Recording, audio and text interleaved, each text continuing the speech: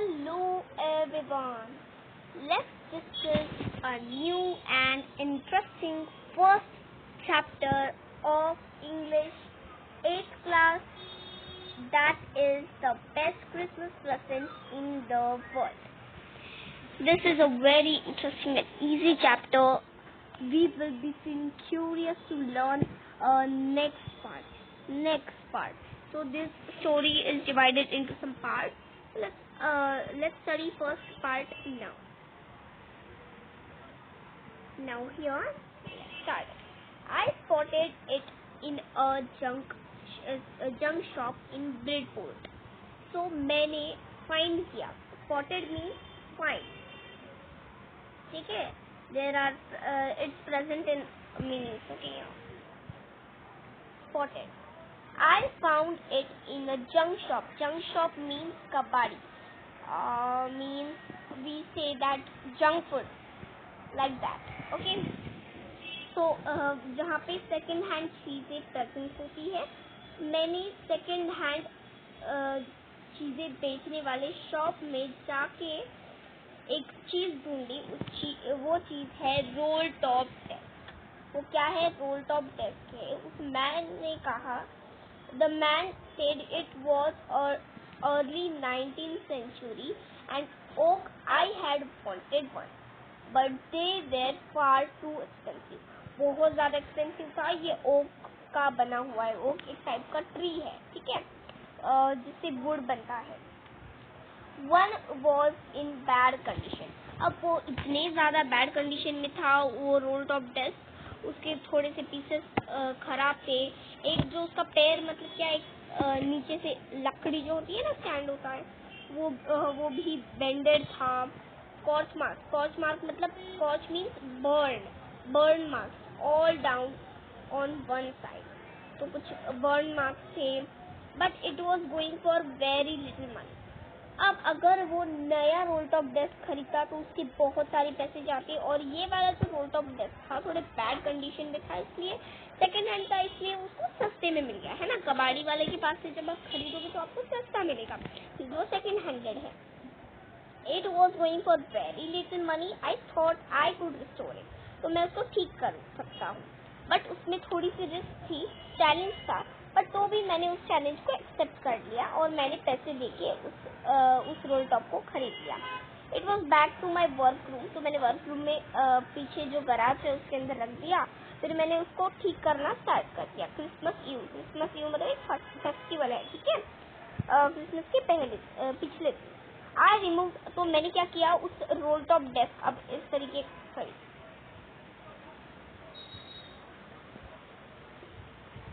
इस तरीके का कौन सा डेस्क होता है जिसके अंदर ऐसे ड्रॉवर्स होते हैं. मैं आपको बता तो नहीं सक रही हूँ मैं, क्योंकि मेरी ड्राइंग अच्छी नहीं है. तो यहाँ पे इस तरीके के अब कुछ ड्रॉवर्स होते हैं. तो उस डेस्क का ये वाला पार्ट थोड़ा टूटा हुआ था, ये पार्ट टूटा हुआ था, उसके अंदर बर्न मार्क्स थे कुछ ऐसे. तो उसने क्या किया, उस सारे पार्ट्स को अलग अलग कर दिया. ये वाला पार्ट निकाल दिया, डंडियाँ निकाल दी, उसके ड्रॉवर निकाल दिए. तो क्या हुआ, एक ड्रॉवर निकल ही नहीं रहा था. यहाँ पे लिखा हुआ है, देखो, looks like a water damage. तो उसमें वाटर डैमेज था, fire, water, and had clearly taken their toll on the desk. तो एक जो ड्रॉवर था वो जल्दी से निकल गया और दूसरे कुछ निकल ही नहीं रहे थे. तो मैंने उसको धीरे से निकालने का ट्राई किया, बट वो निकल नहीं रहा था. तो मैंने बहुत फोर्स यूज किया, मतलब बहुत ताकत से उसको निकाल लिया. फिर क्या हुआ, उसके अंदर एक सीक्रेट ड्रॉवर मिला मुझे. मतलब अभी एक ड्रॉवर है, आप देख सकते हो, इसके अंदर दिख रहा है. तो इस ड्रॉवर के अंदर एक ड्रॉवर था. मैंने उसको पुल किया तो मुझे इस तरीके का छोटा ड्रॉवर मिला. वो सीक्रेट ड्रॉवर था.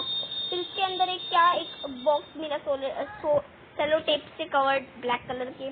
फिर और फिर क्या हुआ, एक नोट था उसके ऊपर, है ना. फिर वो एक एनवलप मिला मुझे. यहाँ पे लिखा हुआ है, देखो, आप देख सकते हैं, कहा गया, नोट पेपर शेकी हैंडराइटिंग से लिखा हुआ था, ठीक है. तो क्या हुआ, एक एनवलप था. फिर एनवलप को मैंने खोल दिया, इस तरीके से यहाँ पे बताया जा रहा है, ठीक है. इनसाइड दैट एनवलप, अब यहाँ पे sellotape the top and written on it shaky handwriting, Jim's last letter received on January 25, 1915। तो ये क्या है, ये किसी ने अपनी शेकी हैंडराइटिंग से लिख के रखा है कि जिनका लास्ट लेटर है। तो जनवरी 25 वर्ल्ड वॉर जब हुआ था 1914 में हुआ था ना। हाँ, एक मिनट तो मुझे वापस चेक करने तो। हाँ, 1914 में हुआ था और 1915 में उसको मिला, 1 साल के बाद मिला, और वो लास्ट लेटर था तो मुझे मिल गया।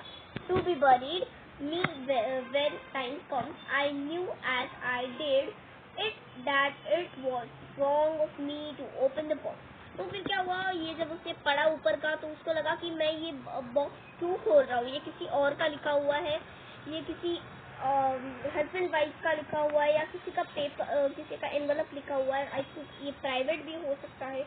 और बट उसने क्या किया, उसको बहुत क्यूरियस फील हो रहा था कि क्या लिखा हुआ होगा इतने शेकी हैंडराइटिंग में। ऐसे शेकी हैंडराइटिंग, बूढ़ों की हैंडराइटिंग जैसे होती है ना, मतलब बहुत ज़्यादा 100 साल का जो बूढ़ा हो जाता है तब वो लिखता है, उस तरीके की हैंडराइटिंग लग रही थी। अब उस बॉक्स के अंदर एक एनवलप था, उसके अंदर एक एड्रेस लिखा हुआ था, mister gym Macpherson 12 copper bridges. तो जो जहाँ पे रहता था वो लिखा हुआ था, वहाँ पे डेट लिखी हुई थी दिसंबर 26, 1914। 1914 जब हुआ था वर्ल्ड वॉर 1। अब यहाँ पे कॉम्प्रीहेंशन चेक है, उसके आंसर्स दे देते हैं। What did the author find in junk shop? तो जंक शॉप में ऑथर ने क्या फाइंड किया? तो ऑथर ने जंक शॉप में क्या फाइंड किया था? द ऑथर फाइंड, यहाँ पे लिखते रहो answer. The author,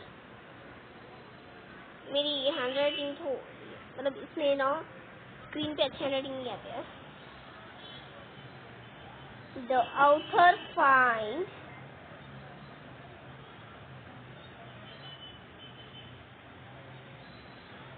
a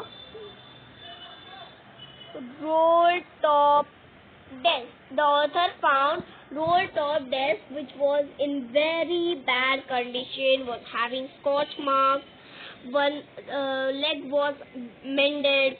Like this you have to describe and right. What did he find in a secret drawer? तो इस सीक्रेट ड्रॉवर में, कौन सा सीक्रेट ड्रॉवर है यहाँ पे हम देख सकते हैं। सीक्रेट ड्रॉवर में इस ऑथर ने क्या फाइंड किया?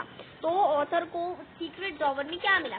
So he found a sellotape covered box in which there was an envelope written by Mr. Jim McPherson. It was received at January 25, 1950. यहाँ पे देखो जिम मैकफर्सन ने लिखा था, 26 को लिखा था और 25 को 1915 को मिल गया। तो ये सब यहाँ पे लिखा हुआ है। अब यहाँ पे देख सकते हैं हम कॉम्प्रीहेंशन चेक, ये हो गया हमारा, सॉरी। नाउ यहाँ पे लेटर क्या लिखा है ये पढ़ने वाला है author. Dearest Connie, I write to you in much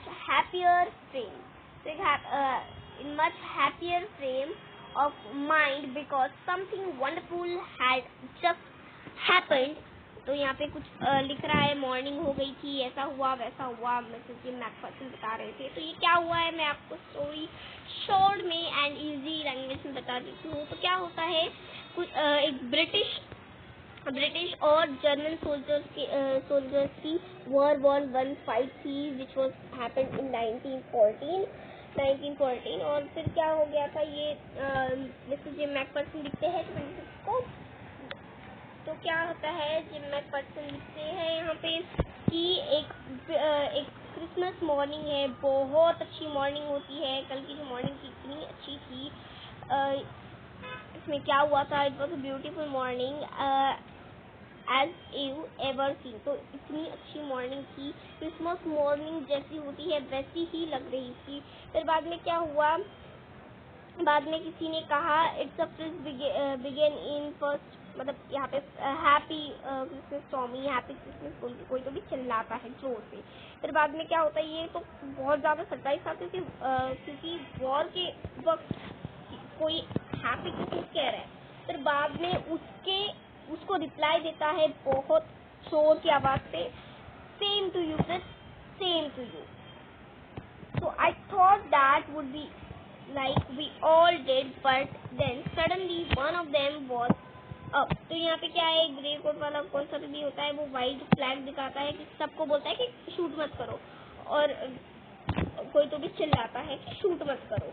फिर बाद में क्या करता है, कोई भी शूट भी नहीं करता है, क्योंकि क्या होता है, मतलब शक होता है ना, दोनों जो है अलग अलग देश के हैं, कोई जर्मन सोल्जर है और ब्रिटिश सोल्जर है, तो दोनों शूट करने का कोई प्लान होगा ऐसा उनको लगता है। बट क्या होता है, फिर बाद में बोलते हैं कोई भी शूट मत करो, उनका सेलिब्रेशन चलता होता है। तो क्या करते हैं, अब यहाँ पे उनका सेलिब्रेशन स्टार्ट होता है। You can not imagine dearest Connie, अब कुछ इमेजिन नहीं कर सकती हूँ, ऐसा कुछ हुआ है। एक ऑफिसर है who approached me, hand full. He said, gripping my hand warmly and holding it. I am from Dusseldorf. I play the cello in. तो क्या होता है, वो एक दूसरे की जानकारी बताते हैं कि मैं और चिया में खेलता था। I am from Dusseldorf, I play the cello in orchestra में मैं काम करता था, तुमको हैप्पी क्रिसमस। तो फिर कैप्टन जिम मैकपर्सन एक कैप्टन थे, उन्होंने क्या कहा कि हैप्पी क्रिसमस तुमको भी, सेम टू यू। मैं एक स्कूल टीचर था जो डॉर्सेट में रहता था, in west of England. Dorset, he smile, I know this place, I know it very well, they share my rum ration and. तो क्या होता है, एक दूसरों को वो शेयर करते हैं सारी चीजें। फिर क्या करते हैं, सॉसेज वगैरह खाते हैं, फिर वो थोड़ा बातें करते हैं। फिर ऑलमोस्ट ही, तो उसने क्या किया, परफेक्ट इंग्लिश में बात की, but it turned out he had never set foot in Dorset, but उसने कभी डॉर्सेट में पैर नहीं रखा था। Never even been to England, England में कभी आया भी नहीं। He had learned all he knew of England from the school and from reading books in English. His favorite writer was Thomas Hardy. तो इंफॉर्मेशन देखते हैं जिसने जो बोला था। Then someone I don't know, तो क्या होता है, फिर बाद में बोलते हैं, फिर वो फुटबॉल मैच खेलते हैं। बाद में उन्हें क्या लगता है, फिर वो बोलते हैं, कोई कहता है कि कितना अच्छा होता है इस वर्ल्ड वॉर 1 की जगह हम फुटबॉल मैच करते, फिर कोई मरता भी नहीं। क्या है इस वॉर में कितना मरते हैं, कितने लोगों की जान जाती है, कितने लोगों की डेथ होती है, फिर जाके एक कौन सा देश जीतता है। कॉनी फ्रिट्ज वॉन, तो फिर बाद में फ्रिट्ज जीतता है 2 goals to 1। Han fall generally said our goal. तो यहाँ पे क्या होती है, उनकी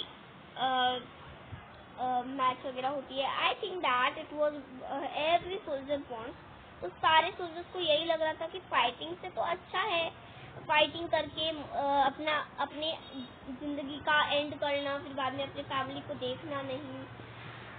इस वॉर में बहुत लोग मरते हैं, तो उसकी जगह हम ऐसे खेल सकते थे, बहुत लोगों को लग रहा था। फिर क्या होता है, take care Jim McPherson, I shall never forget this moment, तो ये मोमेंट मैं कभी भी नहीं भूल सकता। और वो क्या करता है, सैल्यूट करता है और वहाँ से धीरे धीरे चला जाता है। फिर वो चला जाता है, बट इतने अच्छे दोस्त हो गए थे वो। पर क्या है, वो एक दूसरों के खिलाफ ही होने वाले थे, क्योंकि क्या है उनको, क्योंकि वो अलग अलग देश के ये है ना, क्या मुझे नहीं पता। Dearest Connie, by Christmas time next year, this war will be nothing but distant terrible memory. तो ये मेमोरी रहेगी। Who had written the letter to whom and when? तो ये लेटर किसने लिखा, कब लिखा, किसको लिखा? तो ये लेटर लिखा गया था by the captain, Mr. Jim MacPherson. This letter was written by Mr. Jim MacPherson to the Connie at 26 December 1940. बहुत आवाज़ें आ रही हैं। So why was the letter written? तो ये कुछ क्वेश्चन है, ये लेटर क्यों लिखा गया था? तो एक अच्छी चीज हो गई कि वो जो एक दूसरों के खिलाफ होने वाले जो आर्मीज है, सोल्जर्स है, उन्होंने क्या किया, एक दूसरों के साथ दोस्ती की, उन्होंने एक फुटबॉल मैच खेली। ये वंडरफुल चीज है। और ये लेटर क्यों लिखा गया था, तो ये लेटर इसलिए लिखा गया था ताकि मिस्टर जिम मैकफर्सन अपनी अच्छी सी प्यारी सी मेमोरी अपने प्यारे वाइफ को भेज सके, अपने डियरेस्ट कॉनी को भेज सके। I folded the letter again and slipped it carefully back into its envelope. I kept away all night. By morning, I knew what I had to do. फिर क्या हुआ, फिर मैंने उस एनवेलप को पढ़ा पूरा और उसके अंदर रख दिया। फिर बाद में क्या किया, सुबह मैंने उठ के मुझे पता चल गया कि मुझे क्या करना है। तो मैं ब्रिडपोर्ट गया। Just a few miles away, I asked a boy walking his dog where Copper Bickers was.